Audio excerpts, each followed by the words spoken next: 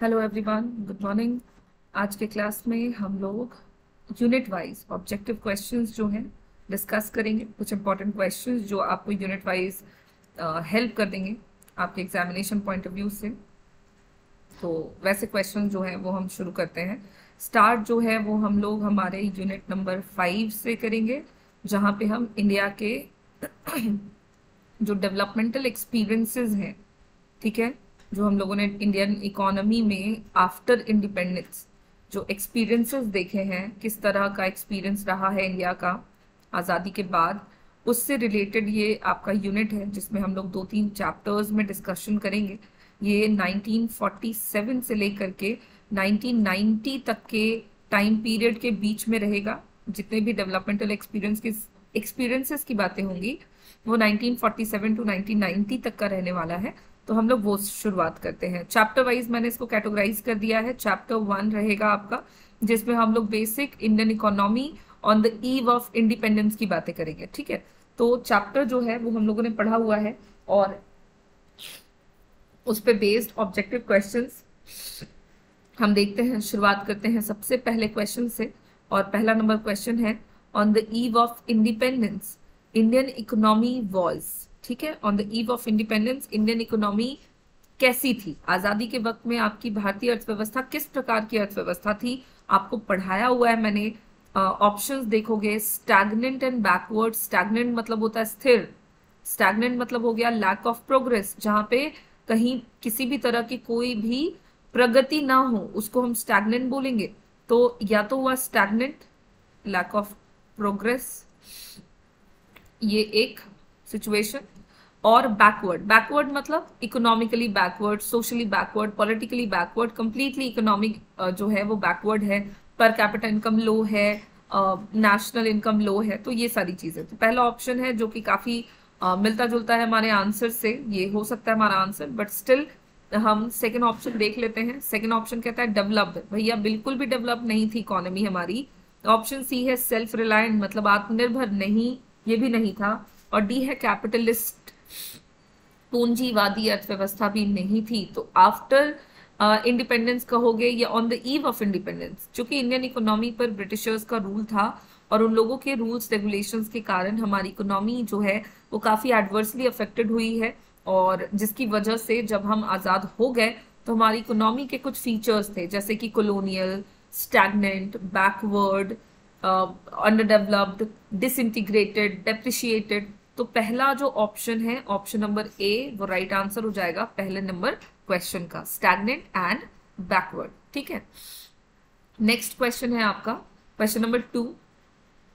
Question number 2 में कह रहा है कि in 1947 the growth rate of per capita income in India was approximately, बोलता है कि 1947 का जो टाइम पीरियड था, उस टाइम पीरियड में जो ग्रोथ रेट था पर कैपिटा इनकम का इंडियन इकोनॉमी का, वो लगभग में कितना था। तो ऑप्शंस में देखा जाए 2% बिल्कुल नहीं, बहुत ज्यादा हो गया। 1.5 ये भी थोड़ा ज्यादा हो गया। 0.5 को लेटरली देखते हैं। डी ऑप्शन देखो तो 2.5 नहीं, ये नहीं होगा। सबसे कम लाइक एक तो तुम ऐसे याद रखोगे, लाइक 0.5% होगा। ऑप्शन सी राइट आंसर है क्वेश्चन नंबर 2 का। बट अगर आपको फिर भी नहीं समझ में आ रहा तो थोड़ा सा लॉजिक लगाना कि 1947 के टाइम पर सारी चीजें जो है वो काफी हद तक बैकवर्ड स्टेट में ही थी, तो किसी भी तरह का कोई ग्रोथ नहीं था, पर कैपिटा इनकम वगैरह काफी लो था। तो उस हिसाब से ऑप्शंस में जो कम होंगे वो आपका आंसर हो जाएगा। नाउ नेक्स्ट क्वेश्चन है क्वेश्चन नंबर 3। क्वेश्चन नंबर 3 है, कहता है the name the economist whose estimates on GDP and per capita income during the British rule were considered very significant। पूछ रहा है सवाल में कि उस अर्थशास्त्री का नाम बताइए जिनके द्वारा अनुमान लगाया गया इंडियन इकोनॉमी के जीडीपी और पर कैपिटा इनकम के बारे में ड्यूरिंग द ब्रिटिश रूल, और वो अनुमान काफी हद तक माना गया, उसको मान्यता मिली, कंसिडर किया गया कि वो काफी रिलायबल है या सिग्निफिकेंट है, काफी सही है। तो ऑप्शन ए विलियम डिग्बे। देखिए ये तो थे जरूर, लेकिन इनका जो है ये इनका शुरुआती कंट्रीब्यूशन जो है जीडीपी या पर कैपिटा इनकम के कंट्रीब्यूशन में इनका नहीं था, तो विलियम डिग्बे आंसर नहीं होंगे। बाद में इन्होंने कंट्रीब्यूट जरूर किया, तो वो नहीं होंगे। ऑप्शन बी जो है वो है डॉक्टर VKRV राव, इनके द्वारा भी कंट्रीब्यूट किया गया है। ठीक है, देखो किया गया कंट्रीब्यूट विलियम डिग्बे के द्वारा भी, डॉक्टर VKRV राव के द्वारा भी, दादा भाई नौरोजी ने भी किया था एस्टिमेट, और फिनले सिराज ने भी किया था। अब चारों ऑप्शंस इस सवाल के जवाब के लिए अप्रोप्रिएट है, लेकिन सवाल में थोड़ा ट्विस्ट ये कर दिया है कि कहा है कि जीडीपी और पर कैपिटा इनकम का जो एस्टिमेट किया गया, तो वो एस्टिमेट सबसे ज्यादा सिग्निफिकेंट किसका रहा, मतलब सबसे ज्यादा सही कह सकते हो आप कि किसका रहा। तो किया तो सबसे पहले दादा भाई नौरोजी ने एस्टिमेट, लेकिन इनका जो डेटा था वो बहुत ज्यादा अप्रोप्रिएट नहीं माना गया, क्योंकि इन्होंने एक रैंडमली डेटा कलेक्शन किया था। फिर डॉक्टर VKRV राव थे, he was a scientist also, तो उन्होंने साइंटिफिक तरीके से डेटा कलेक्शन किया था, जिसकी वजह से इनके द्वारा जो डेटा कलेक्शन हुआ है, इनके द्वारा जो रिजल्ट लाया गया है, वो रिजल्ट सबसे ज्यादा सिग्निफिकेंट माना गया। Option number B right answer है क्वेश्चन नंबर 3 का। मैं बार बार कह रही हूँ, इन द एग्जामिनेशन आप क्वेश्चंस को जरूर ध्यान से एक बार पढ़ेंगे, क्योंकि कई बार ऐसा होता है कि आपके सारे ही जो है चारों ही ऑप्शंस जो हैं वो सही होते हैं, बट हमको उनमें से भी एक सबसे ज्यादा अप्रोप्रिएट आंसर ढूंढना होता है, जैसा कि क्वेश्चन नंबर 3 के साथ हुआ। ऑप्शन बी इसका राइट आंसर होगा। ठीक है, नेक्स्ट क्वेश्चन है क्वेश्चन नंबर 4। कहता है which industry suffered a major setback due to partition of India. बोलता है इंडिया का जो पार्टीशन हुआ उसकी वजह से सबसे ज्यादा प्रभावित होने वाला क्षेत्र या इंडस्ट्रीज कौन सी थी, इंडियन इकोनॉमी की कौन सी इंडस्ट्री सबसे ज्यादा प्रभावित हुई है भारतीय अर्थव्यवस्था के बंटवारे के कारण। सबसे पहला ऑप्शन है जूट, दूसरा है सिल्क, तीसरा है आयरन एंड स्टील, चौथा है कॉटन। देखो हुई तो चारों है, लेकिन अगेन बोलता है मेजर सेटबैक सबसे ज्यादा, तो कॉटन नहीं, आयरन एंड स्टील नहीं, सिल्क नहीं, जूट होगा क्वेश्चन नंबर 4 का सही आंसर। बिकॉज जब इंडियन इकोनॉमी का बंटवारा हुआ तो जूट के एप्रोप्रिएट जो जूट के प्रोडक्शन के लिए, जो कपास की खेती के लिए जो कह सकते हो आप एप्रोप्रिएट लैंड एरियाज थे जहां पे जूट की खेती ज्यादा बेहतर होती थी, वो एरिया ज्यादातर पाकिस्तान के हिस्से में चले गए बंटवारे के कारण। तो इंडियन इकोनॉमी के पास काफी कम क्वांटिटी बची, लैंड एरिया, लैंड होल्डिंग्स काफी कम बची जिसमें जूट का प्रोडक्शन किया जाता था, जिसकी वजह से जूट इंडस्ट्रीज काफी हद तक उनको सफर करना पड़ा इंडियन इकोनॉमी के पार्टीशन के कारण। तो जूट आंसर होगा आपके क्वेश्चन नंबर 4 का। नाउ नेक्स्ट क्वेश्चन है क्वेश्चन नंबर 5। बोलता है which industry suffered a major setback during the British rule. अब देखो सवाल सेम है बट ऑप्शंस अलग अलग हैं। अब यहाँ पे आपको इस हिसाब से आंसर करना है। पहला ऑप्शन कहता है सीमेंट, दूसरा है आयरन एंड स्टील, तीसरा है हैंडीक्राफ्ट, चौथा है पेपर। इस क्वेश्चन का आंसर आप खुद से गेस करो कि कौन सी इंडस्ट्रीज को सबसे ज्यादा नुकसान पहुंचा ब्रिटिश रूल के दौरान। ऊपर वाले सवाल में पार्टीशन का इफेक्ट पूछा था, पार्टीशन से नुकसान किसका पहुंचा, और नेक्स्ट क्वेश्चन में कहता है ब्रिटिश रूल के दौरान सबसे ज्यादा असर किस पे रहा। तो ब्रिटिश रूल के दौरान सबसे ज्यादा जो असर है वो आपको पड़ा है हैंडीक्राफ्ट इंडस्ट्रीज को। सी, बिकॉज ब्रिटिशर्स ने क्या किया, रॉ मटेरियल हमारे यहाँ से एक्सपोर्ट करा लिए अपने कंट्री में और वहां से फाइनल गुड्स को इंपोर्ट कराया, जिससे कि इंडियन हैंडीक्राफ्ट इंडस्ट्रीज को काफी नुकसान उठाना पड़ा। नेक्स्ट क्वेश्चन है क्वेश्चन नंबर 6। क्वेश्चन नंबर 6 में कहता है the most important infrastructure developed during the British rule was. British rule के दौरान इंडियन इकोनॉमी में डेवलप हो रखा इंफ्रास्ट्रक्चर सबसे ज्यादा कौन सा था इंपॉर्टेंट, कौन सा सबसे ज्यादा इंपॉर्टेंट इंफ्रास्ट्रक्चर इंडिया में डेवलप हुआ है during the British rule. Airways तो हुआ जरूर, वाटरवेज हुआ, रेलवेज भी हुआ है, नन ऑफ दीज। अगेन इस क्वेश्चन के जो ऑप्शंस हैं वो सारे के सारे इंपॉर्टेंट है, बट बोलता है मोस्ट इंपॉर्टेंट। तो देखो मोस्ट इंपॉर्टेंट इंडिया में रेलवे को कंसिडर किया गया है। ऑप्शन सी सही जवाब होगा क्वेश्चन नंबर 6 का। बात समझ में आ गई। नेक्स्ट क्वेश्चन है क्वेश्चन नंबर 7। बोलता है which year is described as the year of great divide. ये क्वेश्चंस कई बार आप लोगों से क्लास में भी पूछा है मैंने। ईयर ऑफ ग्रेट डिवाइड का ईयर किसको कहा जाता है, बताएं फटाफट से। 1921 का time period. Option B is the right answer for question number 7। Why? Because 1921 से पहले इंडिया में पॉपुलेशन का ग्रोथ जरा अलग था।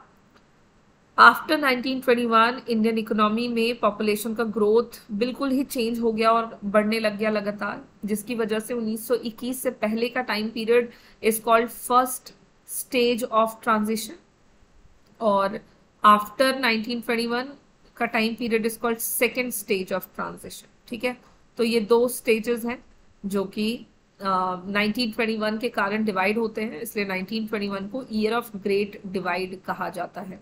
नेक्स्ट क्वेश्चन है क्वेश्चन नंबर 8, जहां पे है the opening of Suez canal served as a direct route for ships operating between. देखिए स्वेज कनाल एक रूट है, ठीक है, कह सकते हैं बांध है, जो कि डायरेक्ट रूट देता है शिप्स के बीच में, शिप्स को दो कंट्रीज के बीच में। तो ये स्वेज कनाल किन दो कंट्रीज के बीच में सेटअप हुआ है, उसका आंसर आपको करना है। इंडिया अमेरिका नहीं, इंडिया श्रीलंका नहीं, इंडिया पाकिस्तान तो बिल्कुल नहीं, और इंडिया ब्रिटेन होगा इसका आंसर। बिकॉज ब्रिटिश गवर्नमेंट ने जानबूझ के स्वेज कनाल को डेवलप किया था, ओपन किया था, ताकि वो आराम से शिप के थ्रू इंडिया के रॉ मटेरियल अपने कंट्री में लेके जा सके और वहां से मशीन मेड फाइनल गुड्स को इंडिया के मार्केट में लाकर बेच सकें। तो ऐसा करते हुए उन्होंने स्वेज कनाल ओपन करा था, सो दैट कि ये काम करना आसान हो जाए पानी के रास्ते। ठीक है, तो क्वेश्चन नंबर 8 का सही answer option number D. 9 number question, the opening of the Suez canal in 1869। अच्छा, ये जो स्वेज कनाल है ना, इसकी ओपनिंग 1869 में हुई थी, याद रखेंगे, ये भी सवाल आ सकता है आपका। तो 1869 में ये जो ओपनिंग हुई थी, इससे असर क्या हुआ? ऑप्शंस आपका वो दिया हुआ है। सबसे पहला देखो तो ऑप्शन कहता है adversely affected the monopoly control of India's foreign trade. ठीक है, देखते हैं ये कैसे हुआ। सेकंड नंबर ऑप्शन में देखते हैं reduced the cost of transportation of goods between India and Britain. Suez canal के ओपनिंग से जो ट्रांसपोर्टेशन कॉस्ट था इंडिया और ब्रिटेन के बीच में, वो काफी हद तक रिड्यूस हुआ है। ये बात सही लग रही है, बट हम फिर भी आगे के ऑप्शंस एक बार चेक करेंगे। Enhanced inter state trade in India, no, inter state का तो कोई सीन ही नहीं है, ऑप्शन सी नहीं होगा। ऑप्शन डी कहता है reduced the exports of goods from India to Britain, बिल्कुल भी नहीं, ये भी बात नहीं सही है। पहला ऑप्शन भी नहीं होगा। ऑप्शन नंबर बी जो है वो सही उत्तर है आपके क्वेश्चन नंबर 9 का, जहां पे स्वेज कनाल के ओपनिंग जो कि 1869 में हुआ है, उससे क्या हुआ है फायदा? उससे हुआ है फायदा कि जो इंडिया और ब्रिटेन के बीच में गुड्स का ट्रांसपोर्टेशन है, गुड्स का जो ट्रांसपोर्टेशन है, उसका खर्च काफी हद तक घटा, इसलिए भी ओपनिंग करी गई थी ब्रिटिशर्स के द्वारा, सो दैट कि वो कॉस्ट कम से कम कर सके। नेक्स्ट क्वेश्चन है क्वेश्चन नंबर 10। बोलता है the British introduced railways in India in the year. Britishers ने इंडिया में रेलवे को इंट्रोड्यूस किया, किस ईयर में किया? देखो ऑप्शन में वैसे इसका जवाब जो है वो है 1853, ठीक है, लेकिन अकॉर्डिंग टू दीज ऑप्शंस आप 1850 को टिक करेंगे। अगर ऑप्शन में 1853 है, आंख बंद करके आपने 1853 को टिक कर देना है। अगर 1850 है तो आप वो कर दें। 1851 नहीं करेंगे, 1849 नहीं, 1859 भी नहीं। सो ऑप्शन बी फिलहाल 10 नंबर क्वेश्चन का आंसर है, बट इसकी जगह पे आप 1853 भी याद जरूर रखेंगे। ठीक है, नेक्स्ट क्वेश्चन है question number 11। The main reason for stagnation in agriculture during the British rule was, India में एग्रीकल्चर सेक्टर का जो स्टैग्नेशन देखने को मिला, उसका मेन रीजन क्या रहा ड्यूरिंग द ब्रिटिश रूल, ये पूछा जा रहा है। Agriculture sector during the British rule बिल्कुल स्टैग्नेंट पोजीशन पर था, किसी भी तरह का कोई ग्रोथ नहीं था, प्रोग्रेस नहीं था। उसके पीछे मेन कारण क्या था? पहला ऑप्शन लैक ऑफ टेक्नोलॉजी, वो तो थी ही, लेकिन मेन रीजन पूछ रहा है इसलिए हम आगे के ऑप्शंस भी देखेंगे। ऑप्शन बी कहता है कमर्शियलाइजेशन ऑफ एग्रीकल्चर, ब्रिटिशर्स ने इंडियन इकोनॉमी के एग्रीकल्चर सेक्टर को कमर्शियलाइज्ड कर दिया था, कमर्शियल पर्पज से यूज किया था। इससे स्टैग्नेशन तो नहीं होता, इससे तो और डेवलपमेंट होता, but still. Next option land tenure system, जमीनों के हिस्से बांटकर, टुकड़े बांटकर जमींदारी प्रथा और इन सारी प्रथाओं का प्रचलन जो है वो शुरू कर दिया गया था, तो वो एक रीजन है। डी नंबर ऑप्शन कहता है डी इंडस्ट्रियलाइजेशन। देखिए डी इंडस्ट्रियलाइजेशन का असर इंडस्ट्रीज पर पड़ा डायरेक्टली, इंडस्ट्रीज बंद हो गए। एग्रीकल्चर सेक्टर का स्टैग्नेशन इससे जरूर रिलेटेड है लेकिन बहुत ज्यादा नहीं। कमर्शियलाइजेशन से काफी हद तक फायदा भी होता है, तो ये ऑप्शन नहीं होगा। लैक ऑफ टेक्नोलॉजी तो थी ही थी, लेकिन उस समय रीजन था लैंड टेन्योर सिस्टम, जो इंडिया में जमींदारी प्रथा, साहूकारी प्रथा, इन सबको जो प्रमोट किया गया ब्रिटिशर्स के द्वारा, उससे इंडियन एग्रीकल्चर सेक्टर पर काफी उल्टा असर पड़ा, एडवर्स इम्पैक्ट पड़ा, जिसके कारण इंडियन इकोनॉमी का एग्रीकल्चर सेक्टर स्टैग्नेंट हो गया।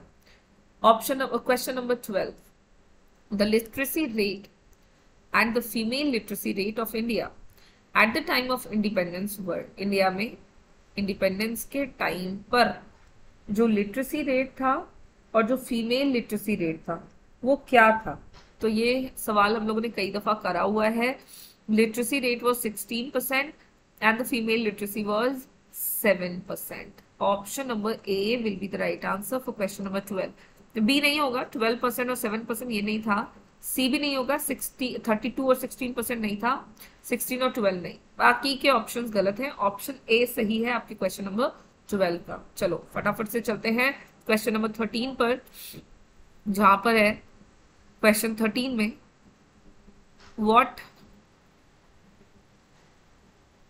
what was the principal source of occupation during the British rule। देखो इंडिया में पूछता है कि principal source, like main source क्या था ऑक्यूपेशन का, लाइवलीहुड के लिए लोग क्या काम करते थे।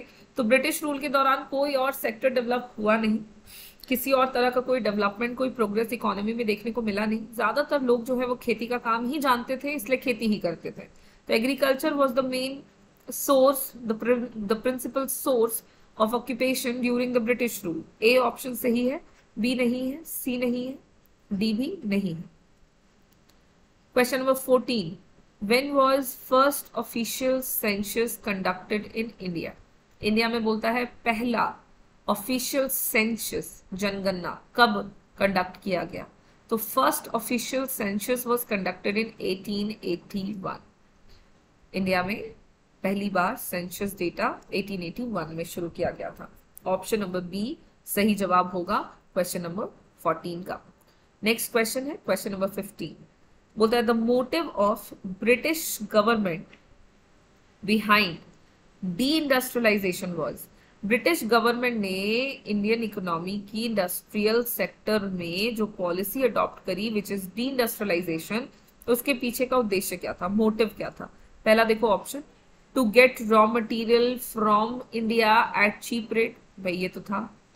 दूसरा बोलता है to sell British manufactured goods in Indian market at high price, बिल्कुल। देखो पहला बोलता है कि इंडिया से ब्रिटिशर्स चाहते थे कि सस्ते दामों पर रॉ मटेरियल हासिल करें, ये तो पहला उद्देश्य था ही था। दूसरा ऑप्शन कहता है कि इंडिया में ब्रिटिशर्स चाहते थे कि अपने देश में बने हुए मैन्युफैक्चर्ड गुड्स को ला करके ज्यादा कीमतों पर, अधिक कीमतों पर बेचें, ये भी था। थर्ड ऑप्शन कहता है to focus on development of agriculture, वो चाहते थे इंडियन इकोनॉमी के एग्रीकल्चर सेक्टर का डेवलपमेंट करना, बिल्कुल भी नहीं। नेक्स्ट ऑप्शन है कि to get finished products from India at cheap rate, India से फिनिश्ड प्रोडक्ट वो पाना चाहते थे, बिल्कुल भी नहीं। इंडस्ट्रियल, हमारे देश की इंडस्ट्रीज को उन्होंने बंद ही इसलिए कर दिया सो दैट कि हम खुद अपने देश में फाइनल गुड्स न बना पाए, जिसकी वजह से हम डिपेंडेंट हो जाएं ऑन द ब्रिटिश इकोनॉमी और वहां से हम हाई प्राइसेस पर गुड्स खरीदे और यहाँ के रॉ मटेरियल ब्रिटेन को जाएं। तो पहला और दूसरा जो ऑप्शन है वो सही है। तो ऑप्शंस अब नीचे दिया हुआ है, पहला ऑप्शन कहता है बोथ 1 and 2 above, दूसरा बोलता है बोथ 2 and 4 एबव, नहीं होगा ये। सी बोलता है ओनली 3, नहीं, बिल्कुल नहीं। ऑप्शन डी कहता है ओनली 4 एबव, नहीं। ऑप्शन ए सही जवाब है क्वेश्चन नंबर 15 का। ब्रिटिशर्स ने इंडिया में डी इंडस्ट्रियलाइजेशन किया है इसलिए ताकि वो इंडियन इकोनॉमी के रॉ मटेरियल लेके जाएं सस्ते दामों पर और वहां से फाइनल गुड्स लाकर यहाँ पर बेचें। नेक्स्ट क्वेश्चन है question number 16, the decline of handicraft industries led to. India में हैंडीक्राफ्ट इंडस्ट्रीज को जो उनके डेवलपमेंट को जो घटाया गया तो उससे क्या हुआ, उससे असर क्या हुआ। देखो तो पहला कहता है लार्ज स्केल अनएम्प्लॉयमेंट, बड़े पैमाने पर बेरोजगारी उत्पन्न हो गई, बिल्कुल ये हुआ। दूसरा कहता है encouraged the import of manufactured goods from Britain, हमारे देश में हैंडीक्राफ्ट इंडस्ट्रीज को बंद किया, असर ये हुआ कि हमें ब्रिटेन से मैन्युफैक्चर्ड गुड्स को इंपोर्ट करना पड़ा। भाई ये भी सही है, ये भी बढ़ा हमारे देश में। तीसरा बोलता है development of capital goods industries in India, no, India में कैपिटल गुड्स इंडस्ट्रीज के डेवलपमेंट से अंग्रेजों को कोई लेना देना ही नहीं था, तो वो ये नहीं करना चाहते थे। ऑप्शन सी नहीं होगा। फोर्थ कहता है encouraged the export of manufactured goods to Britain, मतलब इंडिया में एक्सपोर्ट होगा, इंडिया में बनेगा गुड्स और यहां से एक्सपोर्ट होगा टू द ब्रिटेन, बिल्कुल भी नहीं, ये नहीं। तो पहला और दूसरा सही है। अब देखा जाए ऑप्शन में, ऑप्शन ए कहता है 1 2 3 एबव, नो। ऑप्शन बी कहता है 1 3 4 एबव, नो। ऑप्शन सी कहता है 1 and 2 एबव ओनली, बिल्कुल ये सही जवाब। ऑप्शन डी भी देख ही लेते हैं, 1 and 4 नहीं। ऑप्शन सी सही जवाब होगा क्वेश्चन नंबर 16 का, ठीक है। नेक्स्ट क्वेश्चन है क्वेश्चन नंबर 17, जहां पे कह रहा है क्वेश्चन नंबर 17 में mortality rate is one of the indicators of dash of an economy। जो मोर्टालिटी रेट है, डेथ रेट्स जो हैं, वो किस तरह का सूचक है किसी भी इकोनॉमी का, ये सवाल है। पहला ऑक्यूपेशनल स्ट्रक्चर, नहीं, व्यवसाय के बारे में नहीं बताता। डेथ रेट्स हेल्थ से रिलेटेड, ओके। सेकंड अनएम्प्लॉयमेंट भी नहीं बताता है ये। डेमोग्राफिक प्रोफाइल, पॉपुलेशन के बारे में जरूर बतलाता है, ऑप्शन सी सही होगा। ऑप्शन डी देख लेते हैं। फॉरेन ट्रेड, व्यापार के बारे में नहीं बताता, ऑप्शन सी सही जवाब आपके क्वेश्चन नंबर 17 का। मोर्टालिटी रेट एक तरह का डेमोग्राफिक इंडिकेटर है जो कि पॉपुलेशन के बारे में बतलाता है। Question number 18, high value of which of the following indicators reflected social backwardness during the British rule in India. बोलता है high value of which of the following indicators reflect the social backwardness during the British rule. देखो during the British rule Indian economy में जो सामाजिक पिछड़ापन था उसको बताने वाला कौन सा ऐसा इंडिकेटर है जिसका वैल्यू सबसे ज्यादा था। सबसे पहला तो देखा जाए लिटरेसी रेट, ये भी लो था। फीमेल लिटरेसी, ये भी काफी लो था। थर्ड ऑप्शन है आपका इन्फेंट मोर्टालिटी रेट, ये भी लो था। और नेक्स्ट है लाइफ एक्सपेक्टेंसी, ये भी काफी लो, ये भी काफी कम था। तो वैसे तो सारी चीजें काफी लो रेट पर थी जिसकी वजह से बैकवर्डनेस को दिखाने वाला ये सारा डेटा है। बट अगर इसमें से देखा जाए कि हाई वैल्यू किसका था, तो according to data infant mortality rate काफी अधिक था। शिशु मृत्यु दर काफी अधिक थी इंडियन इकोनॉमी की, जिसकी वजह से इंडियन इकोनॉमी एक सामाजिक तौर पर पिछड़ी हुई अर्थव्यवस्था के रूप में नजर आ रही थी। Question number 19, on the basis of workforce engaged in various sectors in pre independent India the following are ranked from highest to lowest. ठीक है, इंडियन इकोनॉमी में वर्कफोर्स का जो इंगेजमेंट है अलग अलग सेक्टर्स में, तो उसको और आजादी से पहले, ठीक है, उसको हाईएस्ट से लोएस्ट के रैंक में अरेंज करते अगर हम करें तो कौन सा ऑप्शन सही है। देखो मैं पहले बता दूं, सबसे ज्यादा लोग जो काम कर रहे थे वो एग्रीकल्चर सेक्टर में थे, एग्रीकल्चर सेक्टर में थे सबसे ज्यादा लोग। उससे कम लोग जो थे वो सर्विस सेक्टर में थे, और सबसे कम लोग जो थे इंडिया में वो इंडस्ट्रियल सेक्टर में थे। अब इससे agriculture sector is the primary sector, service sector is the tertiary sector and industrial sector is the secondary sector. उस हिसाब से हम अरेंजमेंट देखेंगे, हाईएस्ट टू लोएस्ट मैंने यहाँ बता दिया है। ऑप्शन में देखेंगे कि कौन सा ऑप्शन इससे मेल खा रहा है। पहला ऑप्शन है प्राइमरी सेकेंडरी टर्सरी, नहीं। दूसरा है टर्सरी, नहीं। तीसरा है सेकेंडरी, नहीं। चौथा है देखो primary, tertiary, secondary. Option number D is the right answer for question number 19। याद रखेंगे, सबसे ज्यादा लोग खेती करते थे, फिर सेवा क्षेत्र में थे, और सबसे कम लोग औद्योगिक क्षेत्र में थे, यानी कि इंडस्ट्रियल सेक्टर में थे। Question number 20, which of the following statements is not true about the Indian economy during the British rule? बोलता है ब्रिटिश रूल के दौरान इंडियन इकोनॉमी के बारे में कौन सा एक ऐसा स्टेटमेंट है जो सही नहीं है। पहला option, slow growth of agricultural and industrial sector, ये तो सही है। हमारा जवाब होना चाहिए वो स्टेटमेंट जो सही नहीं है, तो ये इस सवाल का जवाब नहीं होगा, बिकॉज ये सही स्टेटमेंट है, ठीक है, कंफ्यूज नहीं होना है। ऑप्शन नंबर बी कहता है the area of operation of public sector was very limited. Public sector का जो एरिया था ऑपरेशन का, वो काफी हद तक लिमिटेड था। ये तो था ही, लेकिन बहुत नहीं, because during the British rule government sector ही ज्यादा थे, प्राइवेट सेक्टर का तो कोई कंट्रोल ही नहीं था। ऑप्शन सी देखो, drain of India's wealth despite export surplus. India का जो वेल्थ है, धन है, उसमें कमी आ रही थी एक्सपोर्ट सरप्लस के कारण, क्योंकि एक्सपोर्ट हम कोई कर नहीं रहे थे, उससे मिलने वाला पैसा इतना कम था, जिसकी वजह से इंडिया का जो वेल्थ है, धन है, वो और ज्यादा घट रहा था। ये भी सही स्टेटमेंट है। अकॉर्डिंग टू दिस ये सही जवाब नहीं होगा इस क्वेश्चन का। Option D, during the colonial period, बोलता है the service sector counted for the largest share in the workforce. बिल्कुल नहीं, ऐसा नहीं था। वर्कफोर्स का लार्जेस्ट शेयर अभी अभी ऊपर के सवाल में देखा हमने प्राइमरी सेक्टर था, तो सबसे ज्यादा लोग प्राइमरी सेक्टर में काम कर रहे थे, तो उस केस में सर्विस सेक्टर का शेयर सबसे ज्यादा नहीं होगा, इसलिए ऑप्शन डी सही जवाब है क्वेश्चन नंबर 20 का।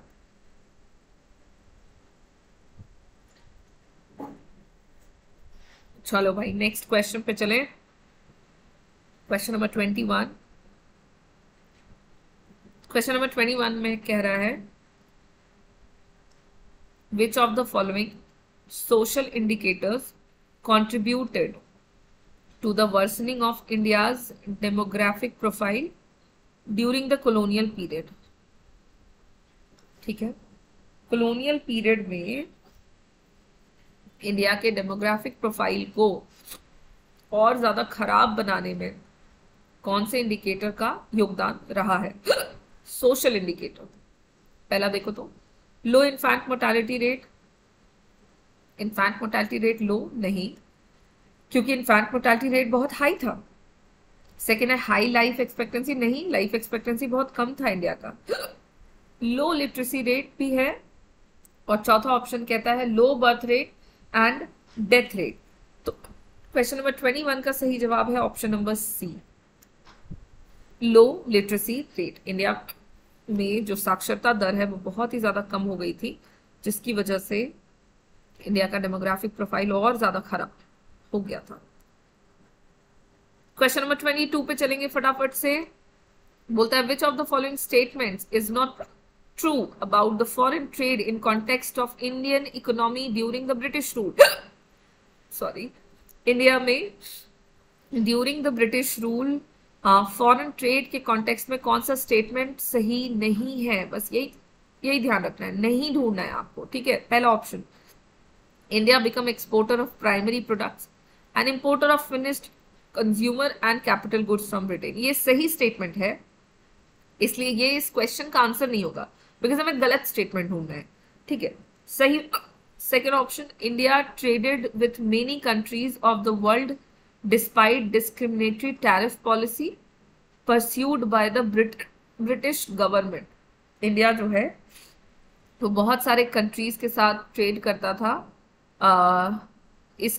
इसके बावजूद कि इंडिया में डिस्क्रिमिनेटरी टैरिफ पॉलिसी जो है वो ब्रिटिश गवर्नमेंट ने फॉलो किया। नहीं भाई, ये स्टेटमेंट सही नहीं है, तो ऑप्शन नंबर बी ही सही जवाब लग रहा है, लेकिन हम स्टिल आगे के ऑप्शन जरूर देखेंगे। ऑप्शन सी कहता है India generated huge export surplus. Export ही नहीं कर रहा था तो सरप्लस कहां से आएगा, तो सी सही नहीं है। और डी बोलता है Britain had monopoly control over India trade.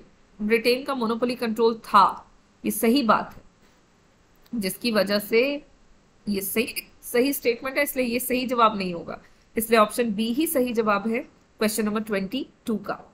चलो नेक्स्ट क्वेश्चन पे चलेंगे और अगला सवाल है क्वेश्चन नंबर 23, जहां पे है पूछा जा रहा है which of the following statements is not true with regard to the development of railways by the British.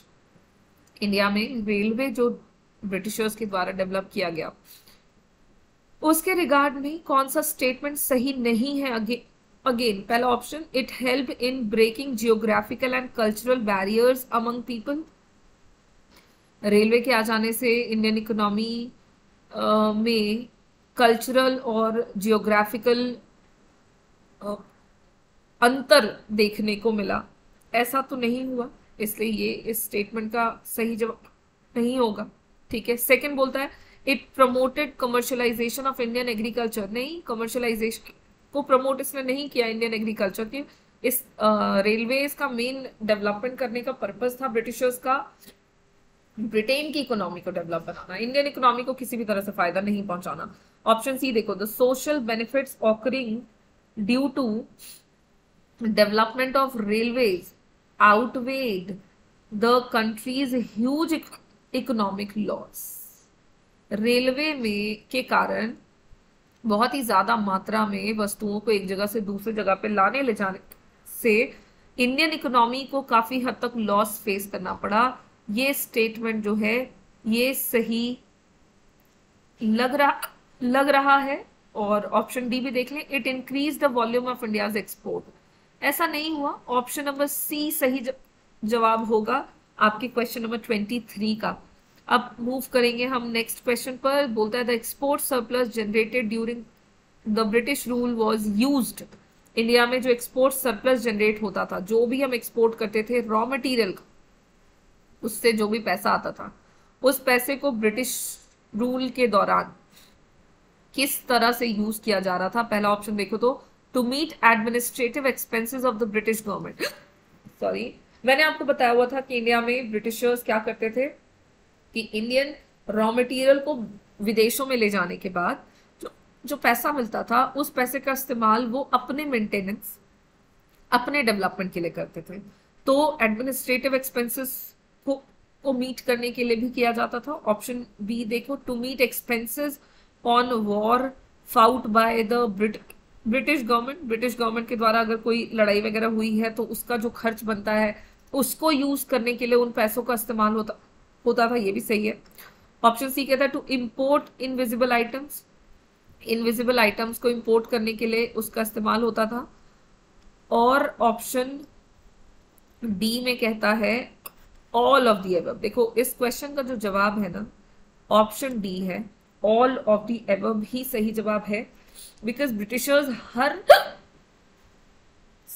तरह से कोशिश करते थे कि वो उन एक्सपोर्ट सरप्लस वाले पैसों को अपने और अपनी जरूरतों को पूरा करने के लिए इस्तेमाल करें। उनको इंडियन इकोनॉमी से कोई भी लेना देना नहीं होता था।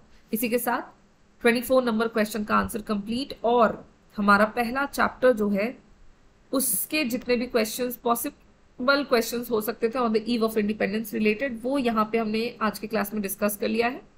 नेक्स्ट क्लास में मैं आपको इसी यूनिट के नेक्स्ट चैप्टर के आंसर्स को डिस्कस करूंगी। Thank you.